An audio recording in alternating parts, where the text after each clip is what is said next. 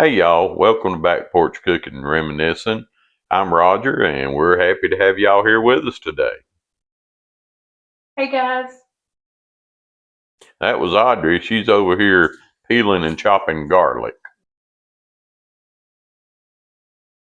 So today we're going to be making one of my favorite meals and one of my mother's recipes that she used to do on Sundays, and we would have it for what we called Sunday supper. Now, nowadays most people say dinner, but for us it was at about 5 o'clock in the evening and we always called that supper.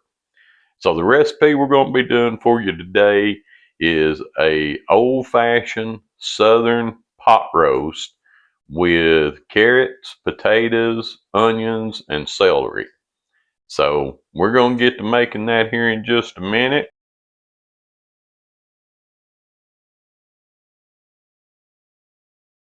So y'all, what we've got here is a beautiful about 2.5 pound chuck roast. And so I have patted this dry with a paper towel, and we're going to season it up right now. And we're going to season both sides. So we're going to put some salt, and now don't be afraid to season this because this is where your flavor is going to come from. We're going to do some pepper.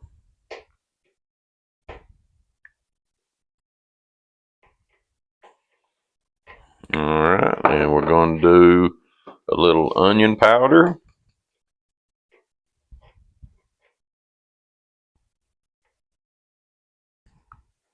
And we're going to do a little garlic. This one I got to be careful with because I don't have one of the shaker tops in it. So I'm going to go real gentle on putting that on there. Alright, and we're going to use a little bit of paprika. And the same thing with this, I don't have a shaker top, so I'm going to try to be easy as I can with it.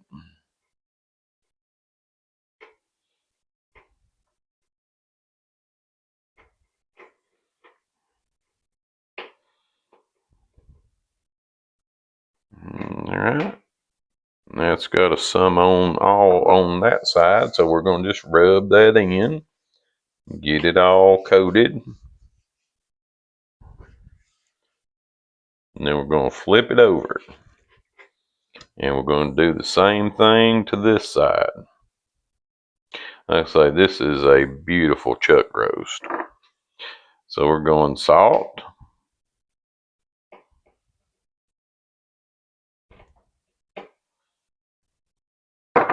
And pepper.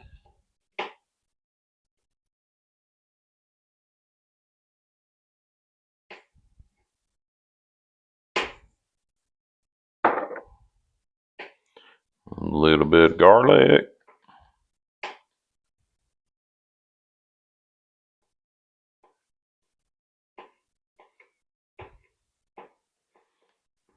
A little bit of onion powder. And like I say, don't be afraid to use these seasonings. And we're going to go a little bit of paprika. Or paprika, just depends on where you're from and how you say it. Kind of like tomatoes and tomatoes. Potatoes and potatoes, yeah. Alright, we're going to give it a rub again, get everything worked in, get some along the sides. Alright, and that's got our seasoning done for it. Now the next thing we're going to do is we're going to take our pan, we're going to heat some oil in that, and we're going to sear both sides and each side individually. So we will be back and we'll get that done in just a second. And we've got about 3 tablespoons of olive oil in the bottom of it that we've been heating up. And now we're going to sear our meat. So we're going to just take our roast and we're going to place it in the pan. And it started sizzling just as soon as we put it in there. And we're going to do that for about 4 to 5 minutes on each side. So we've been searing it on that side for about 5 minutes. So now we're going to take it out off of that side and we're going to turn it over. Hopefully I can get a good hold on it. And we're going to sear it on the other side. Well, that looks good. All right, so we're going to just give it about 5 minutes on that side, and then we'll try to get the outer edges seared. We're going to try to get a sear on these edges. So just use your pair of tongs and just hold it up there on the edges like this and give it a little sear there on one edge, and then we'll turn it around and get a sear on one of the other edges. We don't have to have as much of a sear on this as what we had on the front and the back section, but this will help to seal in all those juices and everything. So we're going to let this sear on the sides, and then we'll be back and we'll start making our gravy. After we got the edges seared, we took our meat out and we've just put it on a separate plate, and we're going to set it to the side for right now, because now we're going to get started making our gravy. So to make our gravy, we're going to take the pan that we had seared the meat in, and we're going to take, this is a pretty good size onion. I'm not going to use all of this because we're going to be putting pieces of onion in with our vegetables. So we're going to just shoot us some of this off in there, maybe about half of it.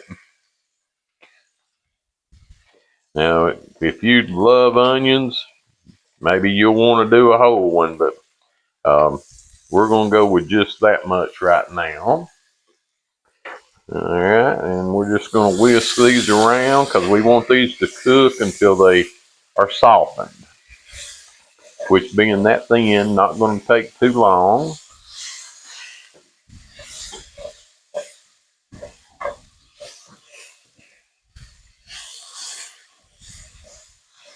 I'm telling you, this is smelling good.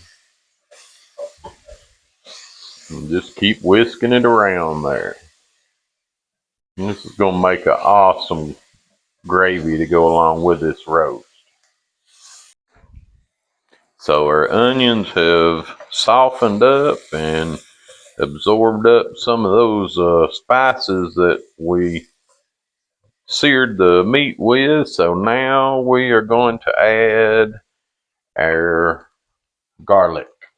And we've got 3 chopped garlic cloves. Now you don't want to add this in until very last, because again, if y'all remember, I try to remember to tell you, your garlic only needs cooked for about 30 seconds, just until it gets aromatic and you're smelling it good. So we're going to go ahead and put this in here and give it about 30 seconds. And then we will go on to the next step. So put it in there, give it a good stir around, get everything coated with some of those meat juices and olive oil. And like I say, about 30 seconds after you do this, you're going to start smelling that garlic. And when you start smelling it, you know you're done with it. Oh, starting to smell it now.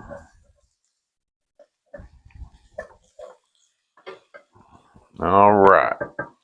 So the next thing we're going to do is we're going to put some flour in there.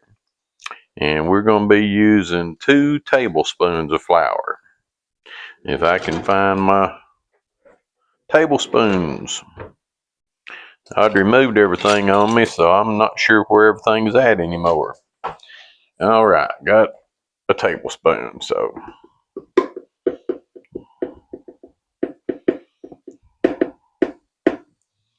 all right, there's 1 tablespoon. and 2 tablespoons. All right, that's all we're going to put in there. And then we're going to mix that around.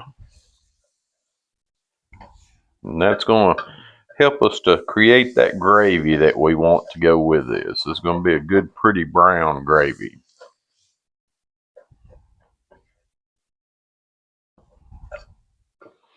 We're going to just let that cook for a minute or so, just so we can kind of cook out that flour smell, or flour taste, I'm sorry. I'm thinking of how the garlic smells and saying flour smell, but we want to cook out that little bit of a flour taste. So our flour mixture has been cooking for somewhere between a minute and 2 minutes, and that's really all it takes is a minute to 2 minutes. So now we're ready for the next step. We're going to slowly add in 2 cups of beef broth.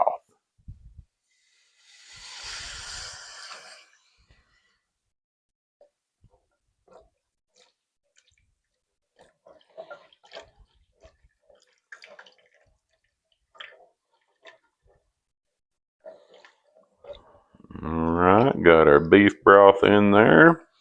And then we're going to add in another cup of just plain old water. Just give everything a stir.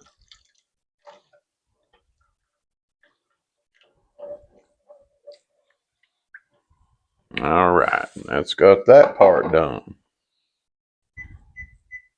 And while I was leaning over there, I cut my heat down. So let's get our heat back up there to where it needs to be.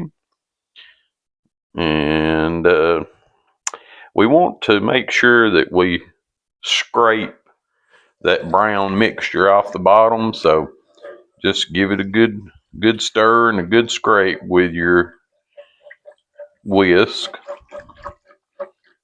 Just get that all worked off the bottom.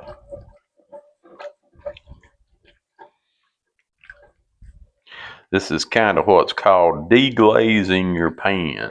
And that gets all those particles of seasonings that we use to sear that meat with. That gets all that off the bottom and into our gravy here.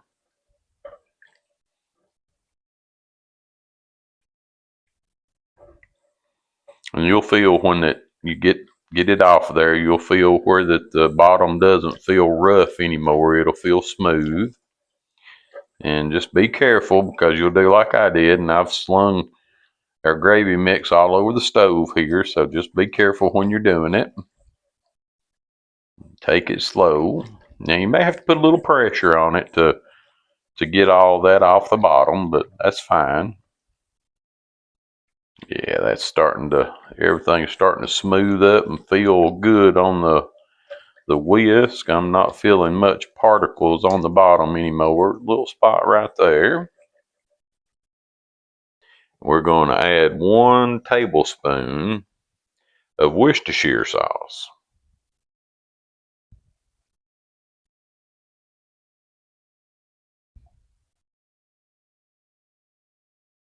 All right, 1 tablespoon Worcestershire sauce. And then we're going to add, this is something that you may not have it, and I won't recommend that you go buy this, but this is a Traeger prime rib rub. It's got some rosemary and some garlic in it. If you got rosemary in the house, you've already put some garlic in there, but I'm going to use just a teaspoon of this seasoning to go in there. It's pretty potent stuff, so that's why I'm only using a teaspoon.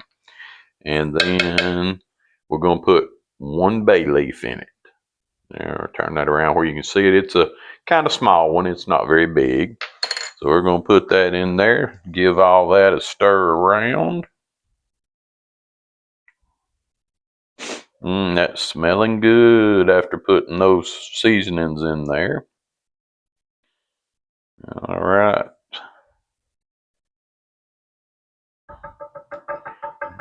And that's got that step done.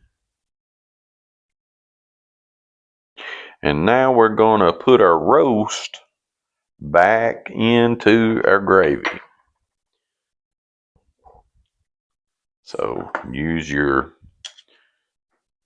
tongs again, and we're just going to pick that puppy up and lay it in there.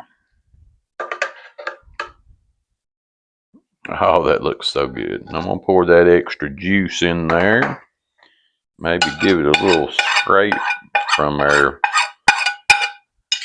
sauces that fell out. Or not sauces, but spices. All right, so that's all we got to do to that. And the liquid should come about halfway up, maybe just a little better than halfway up on your roast. But if it doesn't, and just add a little more of the beef broth and you'll be fine. So now our next thing we're going to do is we're going to cover this with a lid, and we're going to put it in the oven at 300 degrees for 3 to 3.5 hours. All right, y'all, our roast has been cooking for about 2 hours. So it's got about an hour and a half left. So we're going to add our vegetables in now. So we've got some gold potatoes, and I've cut them into cubes, or well, not really cubes, kind of triangle shapes. So we're going to put some of those in there.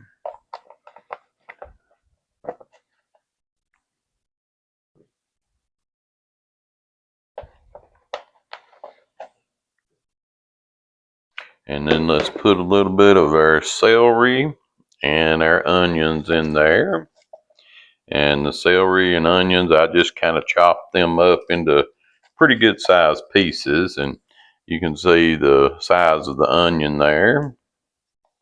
And then we had a little bit of onion left over from one that we were doing that gravy base, so I'm gonna just go ahead and put those in there too.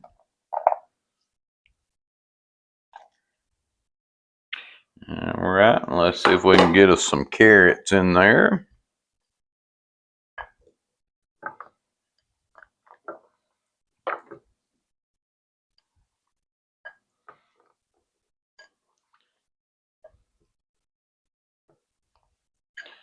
All right, and let's do some more potatoes.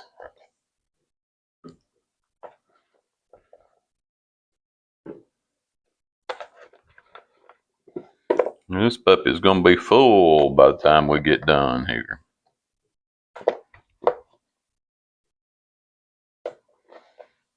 All right, and let's do the rest of our celery and onions.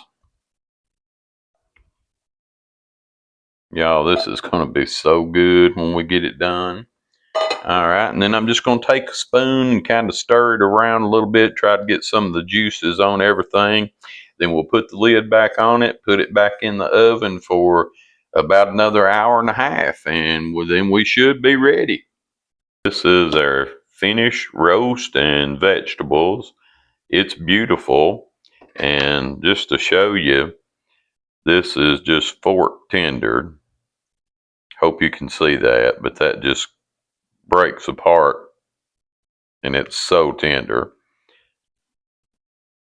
It just flakes up. So we wound up cooking this for about somewhere between 3.5 and 4 hours because I had cut my vegetables a little big, so it did take a little while for those vegetables to cook, but everything smells great. Now, the gravy. So the gravy is a little thin, but if you want some thicker gravy, there's a couple of ways that you can do it.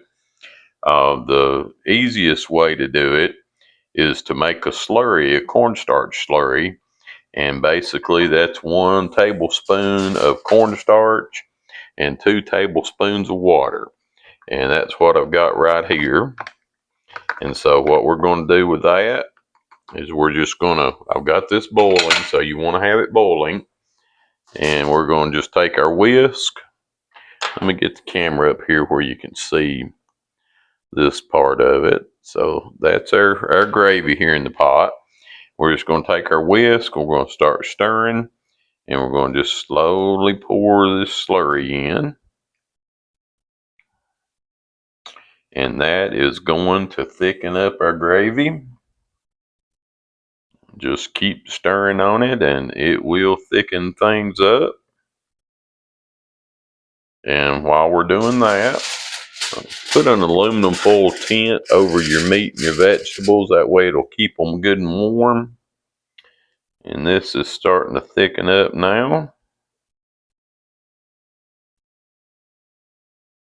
So here in just a few minutes, we are going to have a thickened gravy. And we're going to have our meat and vegetables, and we'll be ready to put some on a plate.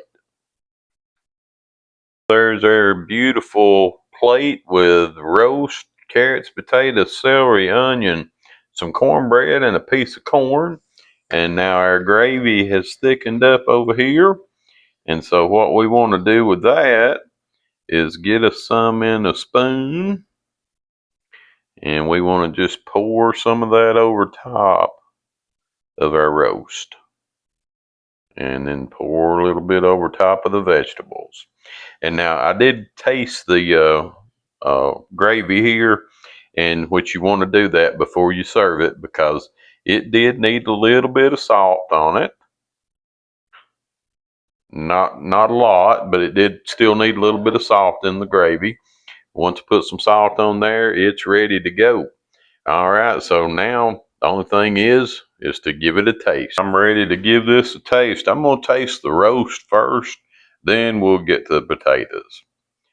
But it sure smells good. It looks good. And so let's try it.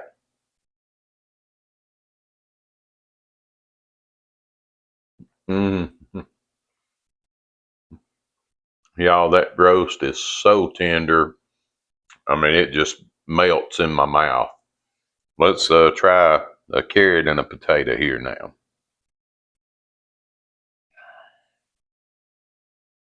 All right, got us one of each, carrot and potato.